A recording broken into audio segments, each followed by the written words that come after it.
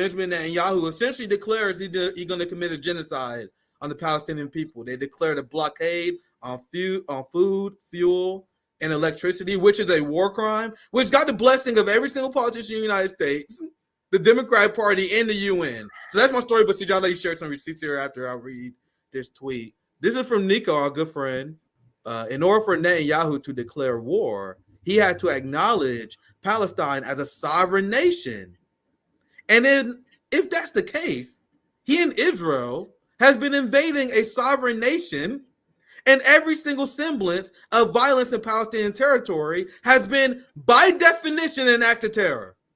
You guys see how the Zionist position has no weight in any intellectual or moral arguments at all, or legal arguments, because I don't think laws are the guide of morality. But even based on laws, Palestine have the legal right to arm resistance, while Israel is out of compliance with the UN and in international law. But I guess I'm an anti-Semite for telling the truth, even though the Palestinians are Semitic people. Zionists are disgusting lying scumbags who misrepresent and they lie about these issues in order to make sense. But I know I've been ranting like a motherfucker. So CJ, I know you probably got some I just want to show a couple of receipts before our guest gets here along the same lines, and we get into some other. This is just more broadly just showing our audience, if you haven't had the chance, just some headlines, just a couple of snapshots of different things here. For example, the Cradle, Israeli defense minister, and this is a quote for him: "I have ordered a complete siege of the Gaza Strip. There will be no electricity." This is to the point you were making. "No food, no fuel. Everything is closed. We are fighting human animals, and we will act accordingly." Now, when they report on the news, Putin strikes food area, strikes a grocery store. Putin attacks the electrical grid of Ukraine, fighting below the belt. What is happening here? What's happening? Why are they not saying nothing about this fighting below the belt that they say? So I'm glad you decided to share that. If you mind interjecting, and I'm going to introduce our guest soon. Give us a thumbs up when you're ready, Fiorella. But I also want to show you guys this, and this is going to be the first thing we asked you. I'm very excited to have Fiorella on the show and get her perspective on these very important issues. So I'll introduce you here very soon. So Zionists, Western chauvinist propagandists, repeat after me. Israel essentially just announced they're committing war crimes.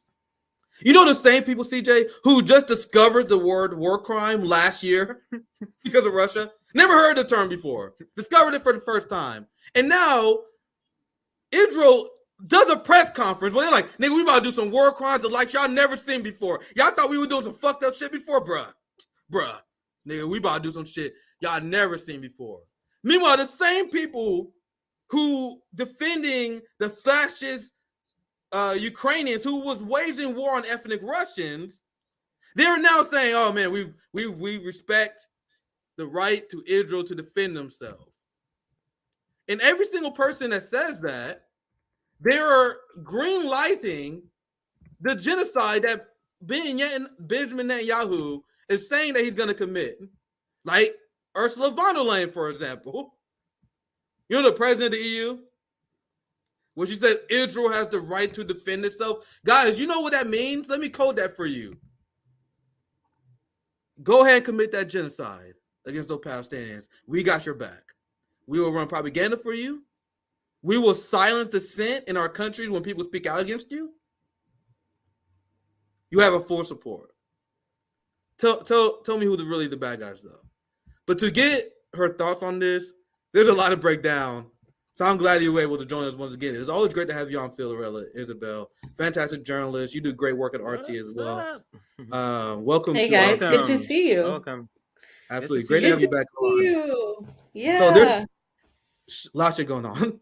What do you want to talk about? For one, I want to ask you about the declaration from the Israeli Defense Ministry, if I'm getting that right, where they announced the blockade of electricity, fuel, and food, which is a war crime. What are your thoughts on this latest development and the actions of the Israeli regime? Well, the reality is they have already been waging a war against Palestinian people for a long time. So they're just saying it now. They're just actually openly saying, okay, now we're actually going to tell the world what we've been doing to these people for decades. Now, obviously, this goes back more than 75 years actually, but since the Nakba, but even before that. And the reality is that nobody has really cared to talk about Palestinian issues except Palestinians or Palestinian activists or supporters from countries like Iran, Venezuela, Cuba. There's a lot of solidarity in the global south with Palestine. I was just in Iran, and nobody hesitated there, okay, to talk about their support for the freedom of the Palestinian people. And it wasn't just coming from Iran, it was coming from women that were visiting there, other journalists from countries like Venezuela, from countries like Kenya, from countries in the global south, all over the global south. And when Israel does this declaration, they're basically just telling us what they've already been doing. As you mentioned, this is a war crime. This is something that would normally be seen if Russia were doing this, as you were talking about before. If anybody that is deemed one of our enemies, if Palestinians or if Iran was doing this, China, we would be like, oh my goodness, this is appalling. Yeah.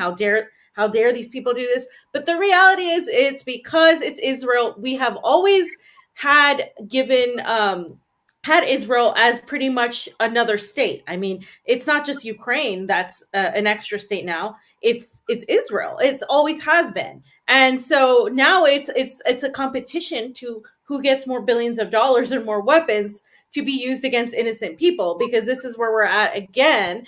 And the fact that Israel can just without any sort of repercussions make this announcement, and people will cheer in the United States. Yet when Palestinians defend themselves, these people who don't really have the same backing by these powerful Western countries that have had to really take this time to learn about Israel's intelligence, and that have little to, they're fighting with everything. They have little to lose and everything to lose at the same time. So this is what we're seeing here. We're finally seeing this pushback. And I'm happy that this is happening in terms of seeing Palestinians finally get something. But at the same time, I'm also heartbroken because I know that what's happening right now is the destruction of Gaza, the destruction of mosques, of even religious Christian Catholic churches.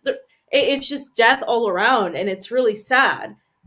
Yeah, I want to back up something you've been saying regarding the international solidarity for Palestine, because despite what the Western media is telling you, because they're telling you that, oh, the whole world hates Palestine, there's this filthy terrorists that no one likes, and everyone backs Israel. No, it's another example of Western unification and them being in line on foreign policy